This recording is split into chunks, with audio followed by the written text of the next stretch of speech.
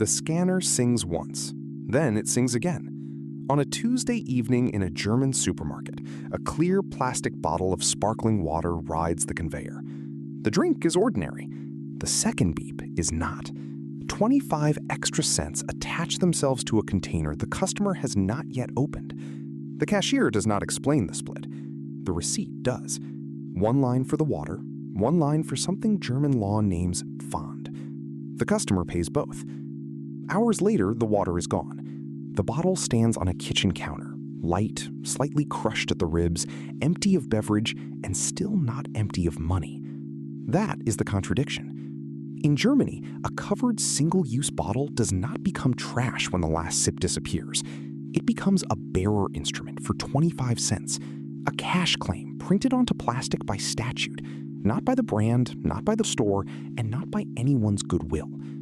Walk the same object through most countries, and it dies at the moment of consumption. Walk it through Germany's bottle deposit system, and the object keeps a price after the product is gone. This is not a recycling slogan. It is not a loyalty point. It is a mandatory deposit on covered single-use beverage packaging, refundable only when that packaging re-enters the return market the law built around it. Miss the return, and the 25 cents do not dissolve into civic virtue. They remain in the commercial chain. The bottle we follow is not special. It is not a brewery's washed glass. It is not a Krolt cycling through taverns. It is the ordinary one-way vessel. Plastic, labeled, sold once, meant to be used once. Germany does not place the same 25-cent rule on every bottle in the country. Reusable packaging follows different deposit amounts and different circulation rules. The 25-cent rule applies to covered single-use containers. That legal split is the plot. At checkout, the customer bought water and, without choosing to, bought a claim. The drink vanishes on a platform, in a park, at a desk. The claim survives. The price signal is the protagonist. The bottle is only the evidence it leaves behind. The German bottle did not wait for a European recycling fashion to acquire a second life. For most of the 20th century, beer and water moved in refillable glass, washed and sent back to the filler. The empty was an industrial input. That world had deposits too, but they belonged to a circulation system, not to a disposal system. The bottle was supposed to come home because it still had a job. Then the one-way container arrived in force. Plastic and cans were light, cheap to ship, easy to brand, and convenient to abandon. They did not need washing plants or reverse logistics built for glass. They needed a bin or a ditch. By the early 2000s, refillable share was under pressure. The old Mehrweg loops could not police a new object that had never been designed to return. Lawmakers faced a choice that economics makes ugly: ban single-use drinks packaging and fight the entire convenience industry, or tolerate a portable waste stream in parks and residual trash. Germany chose a third instrument. It attached a mandatory refundable deposit to covered single-use beverage packaging, and it set the amount high enough to hurt if ignored: €0.25, the figure the Environment Agency still uses when it explains the duty. The first nationwide one-way deposit wave arrived in 2003. Cans vanished from many shelves for a stretch because the obligation had landed and the return machinery had not yet matured. Retailers and fillers had to invent a way to take back packaging they had never wanted to see again. Out of that friction came Deutsche Pfandsystem GmbH, the DPG, a private operator built to run a standardized one-way deposit process: registration, marking, consumer reimbursement, reverse vending acceptance, and deposit clearing. The Packaging Act later gathered these duties into a tighter statute. The Umweltbundesamt documents the public skeleton. Covered single-use beverage packaging carries the mandatory €0.25 deposit. The retailer who sells it must take it back. The consumer who returns an eligible empty receives the refund. A nationwide clearing requirement stops that refund from becoming a random gift from whichever shop happens to own the machine. On 1 January 2024, the obligation expanded. Drinks that had lived for years in a quiet exemption, among them certain milk-based and other previously uncovered single-use containers, were pulled into the same €0.25 logic. The agency published the change as an expansion of the deposit obligation. The frontier moved. Here is the blind spot. Standing in the aisle, many shoppers treat every extra line on the receipt as a green fee, a small punishment for plastic. That reading is false in law. A fee would stay with the state or with a fund regardless of behavior. A deposit is a hostage. It is designed to be recovered. The same shoppers also flatten every bottle into one rule. They are wrong again. A reusable beer bottle returning through a brewery loop does not live on the €0.25 one-way tariff. Its deposit is usually smaller, often 8 cents for common glass. Those containers are meant to be washed and filled again. The one-way bottle we are following is not. It is collected to be recycled as material, not reborn as the same vessel. The logos on the shelf are the civilian interface of that legal split. The DPG mark on a one-way container is a machine-readable claim inside the registered system. A Mehrweg mark on a refillable bottle is a different contract. Return this shape to this circulation for a different sum. Mix them up at a reverse vending slot and the machine rejects it. The rejection is not rudeness. It is the system defending its accounts. Germany already had a separate universe for ordinary packaging waste. The dual systems, the printed green dot, the yellow bag. That universe prices collection and sorting. It does not put cash into an individual empty bottle in a park. The deposit system does. That is why an abandoned one-way bottle in a German city is not only litter, it is an unclaimed token. The refillable world tried to keep the bottle alive as a bottle. The one-way deposit world keeps it alive as money until the empty is surrendered. Different objects, different deposits. Same country. The DPG does not thirst. It does not stock shelves. It administers a claim. Somewhere in that administration sit the factions who actually move the bottle. First is the filler, the company that puts a covered one-way drink on the German market.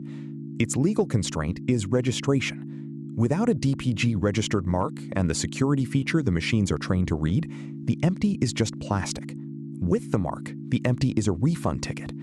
The filler therefore pays to join a system it would not have built for pleasure. It charges the deposit down the wholesale chain so that every subsequent seller can charge it too. Second is the retailer. The Environment Agency's description is blunt. There is a return duty. The shop that sold the drink must participate in taking the empty. For a discounter with a vast floor, that duty becomes architecture. For a kiosk with one cooler, the same duty feels like an ambush. People arrive with bags from other chains. The small shop did not collect those deposits at its own till. If the law makes it pay them anyway, it becomes a bank for strangers. German take-back rules therefore draw a line by size and by the materials a shop actually sells, an attempt to stop the smallest sellers from being used as free public sinks. Watch the incentive flip with the day's traffic. One shop may sell more than it takes back. Another, beside a station, may take back far more than it sold. One is temporarily holding deposits. The other is temporarily bleeding cash. Neither will tolerate that imbalance as a gift. Hence clearing, a bookkeeping market in which the refund paid to a consumer is reconciled so that the burden does not stick to the accident of who owns the slot. Third is the consumer, who looks like the hero in every poster and like a calculator in every queue. The deposit is large enough, on a cheap still water, to change the walk home. It is small enough that a hurried traveler may still abandon the bottle. Behavior is not commanded, it is priced. Fourth, uninvited is the collector. In German cities, people lift bottles from gutters because the statute left a cash value that survives the original buyer. No ministry hired them. The price did. The claim is attached to the packaging, not to the person who first paid. Reusable fillers watch with a colder interest. Their model needs the bottle back as a bottle. Every one-way loop that turns an empty into shredded PET is a loop that does not wash glass. The high mandatory sum on covered single-use packaging was structured as a weight against convenience that would otherwise be free at discard. One faction lives on circulation. The other lives on selling a vessel once. If the empty never returns, the consumer refund is never paid. The deposit charged at sale is not extinguished by a ticket from a machine. That remainder becomes an accounting residue inside the chain. Build the mark, install the machine, accept the duty, or watch the empty walk out the door still carrying cash that will not come back through your till. The bottle leaves the filling line already wearing two identities. One is the brand. The other is a DPG registration, a visible deposit mark and a security feature the reverse vending network is built to recognize. Without that pairing, later machines will spit it out. With it, the empty can be accepted far from the shop that first sold the drink. The filler has turned a disposable vessel into a standardized token. It moves through wholesale. On the invoice, the deposit rides beside the water. Retailers receive pallets, stock fridges, and set a shelf price that includes the statutory sum on covered single-use packaging. The customer we already met takes 1 unit away. The drink disappears. Now the law's object is the empty. Morning, a supermarket entrance in a German city. A row of reverse vending machines waits with plastic flaps. People stand with bags that clink and rustle. Our bottle is in one of those bags. Dry, label intact, not mixed with a reusable beer bottle from last night's crate. That mixing would be a small domestic error with a mechanical answer. The consumer feeds the bottle into the infeed. Inside, the present tense of the system begins. Rollers grab the cylinder. A camera reads the label codes. Sensors check diameter and height. The machine looks for the DPG mark and the security feature that says this container was registered for the German one-way deposit, not merely printed to look like a bottle. If the mark is missing, foreign, torn into unreadability, or belongs to a reusable circuit the machine is not serving, the flaps reverse. The bottle comes back. No voucher, no argument. The machine does not negotiate. If the bottle is eligible, the machine accepts it and then crushes it as a bottle. Compactors crush the plastic so it cannot be presented a second time. That crush is anti-fraud architecture as much as logistics. A live empty with a valid mark is cash. A crushed hull is material. The distinction is the whole clearing problem. You cannot have a nationwide refund if the same token can be cashed twice. A slip of paper emerges, or a digital credit appears on a store card. 25 cents for this unit, plus whatever else the bag contained. The consumer walks to a till and converts the slip into grocery money or cash. From the consumer side, the claim is now dead. From the retailer side, it has just been born as a receivable. The store has paid. It is holding a silo of compacted one-way packaging and a stack of payout events. Those events are data. Each accepted container is a record: time, machine, product code, material. DPG's process uses that registration and that acceptance data so that reimbursement is not a handshake between neighbors. Clearing starts where the mismatch starts. The retailer who paid our consumer may never have sold this brand, this size, this filler. The first distributor who charged the deposit when the drink entered the market still owes the system that sum until a valid return extinguishes it. Files move. Accounts net. Shops that took back more than they sold are made whole. Shops and fillers on the other side of the ledger settle what the empties prove. Then the material leaves. Crushed PET rides to counting and recycling plants. It will be washed, flaked, perhaps bottled again as recycled content. It will not be the same bottle in the way a Merway glass bottle is the same bottle. That is the legal distinction made physical. Single use, even when it comes back in large majorities, returns as feedstock. Reusable packaging returns as inventory. Barriers break on ordinary Tuesdays, not in parliaments. A festival weekend overloads the infeed. Machines flash full. Staff scramble to swap bags. Bottles pile beside the wall because the law's take-back duty does not pause for a full silo, yet physics does. A label soaked in a backpack fails the camera. A customer slams the flap. A small shop, obligated only within a narrower band of what it sells, turns away a sack of mixed empties that a hypermarket would have to swallow. The shop is not cheating. It is standing on the statutory line that keeps it from becoming a municipal depot. And then there is the bottle that never arrives. It sits in residual waste. It rolls under a train seat. It is left beside a bin because someone judged 25 cents cheaper than a detour. In that instant, the consumer refund is not paid. The return market does not record a scan. Clearing cannot extinguish what it never sees. The empty still had a legally created cash value. Nobody cashed it. Litter crews, informal collectors, or landfills sort the physical remainder. the accounting remainder stays in the chain as an unrefunded deposit. The wound is in the gap. Cross-border traffic sharpens the same edge.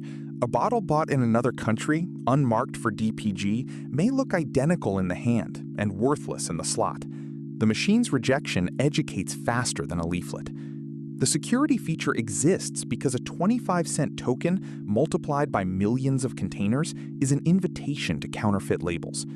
DPG's registered process is a defense of the currency as much as a recycling aid. Retailers live inside the climax every hour the doors are open. They must accept eligible empties, keep machines working, police jams, and still sell drinks that generate more tokens. Fillers live inside a quieter climax. Print the mark correctly, pay into clearing, watch one-way convenience win shelf space against refillable crates that need washing networks. The 2024 widening of coverage pushed new, formerly exempt drinks toward the same flaps. More products, same slot, same 25 cents on covered single use, still not on every bottle in the store. Yet the object remains disposable. The system buys the empty without restoring the vessel.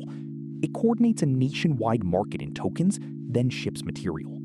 Our bottle, if it made the flap, is gone as a bottle. The voucher is spent. The file is cleared. If it missed the flap, it is still, under German rules, a claim walking around in plastic. That is the unresolved state of an instrument nobody redeemed. A used bottle is a test of whether a society believes in sermons or in prices. Germany's one-way deposit does not require the drinker to love rivers. It requires the drinker to face a number that survives thirst. The hidden mechanism, once seen from above, is almost cold. Statute manufactures a second market beside the drinks market. In the first market, the product is liquid. In the second, the product is the eligible empty, standardized by a mark, accepted under duty, extinguished by scan, and balanced by clearing. Customers, workers at the machines, fillers, and competing shops are all drafted into that second market, whether they petitioned for it or not. This is why the arrangement looks irrational until the residual value is named. Why would a discounter install a wall of hungry appliances that pay people to bring trash into the foyer? Why would a filler print a security feature onto a vessel meant to die? Why would a nation treat a crushed sleeve of PET as a currency event?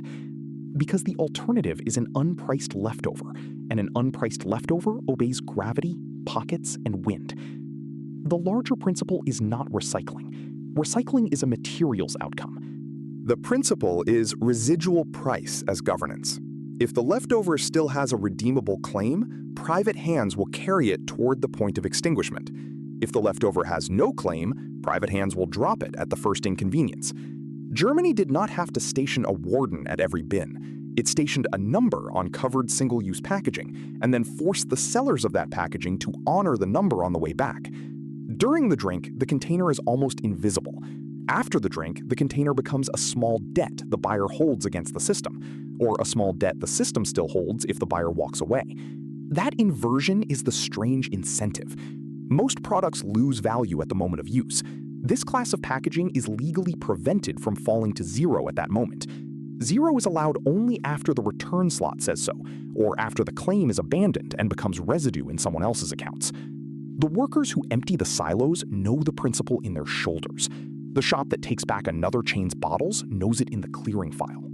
The filler that watches a reusable freight lose shelf space to a one-way bottle knows it as a competitive wound. A return chain is a set of obligations that make non-participation more expensive than the hassle of participation.